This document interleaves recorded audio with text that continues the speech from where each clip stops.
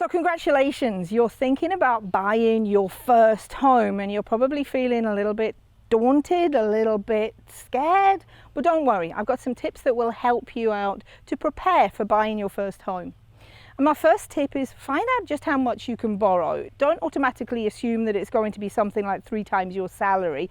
Find out exactly how much you can borrow. There are lots of websites on Google that can help you with that, but also you can go to your lender, go to your bank and just find out roughly how much you can borrow, because that will tell you how much of a home you can look for, what value you can look for. Then check out what tax credits and what grants you have available to you and you are eligible for. There are a lot of grants that are available to first-time buyers, so make the most of them. Check them out. Get onto Google, maybe speak to your accountant, and they will be able to help you with that. Even your lender should be able to help you with that. Build up some savings. You're going to have to leave a deposit for that particular mortgage, and that deposit could be anywhere between 3% and 10%. Depending on the circumstances. So make sure that you have enough in your savings to be able to pay for that and also to pay for any closing costs that you may have to pay. And then check your credit. And by checking your credit, I mean keep an eye on your credit and make sure that your credit is enough to be able to borrow. You don't want your credit to drop at this crucial time.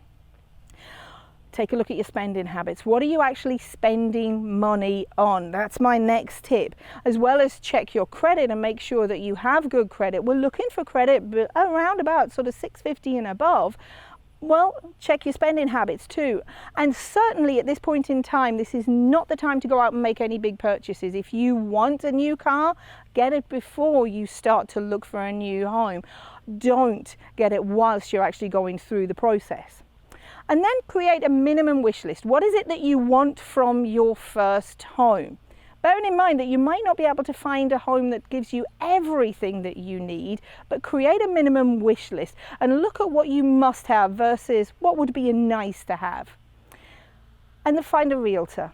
This is your first experience. You don't want to be doing this on your own. So find a realtor that you can trust. A local realtor, speak to friends. You know, get onto your internet, get onto your social media groups and speak to people who have actually used a realtor and find one that you can trust, but one that works with you and in your style.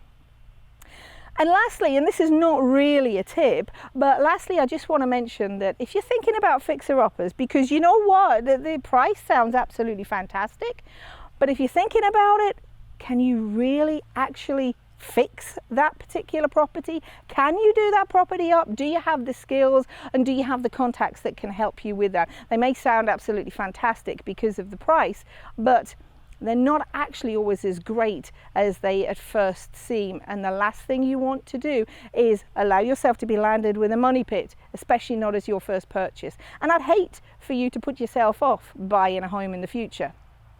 So check out my YouTube channel, make sure you subscribe to that, but also check out my Facebook page at Joe Peacock Realtor. And if you have any comments and you have any questions, then feel free to leave them below or feel free to add them to my Facebook page. Again, it's Joe Peacock Realtor.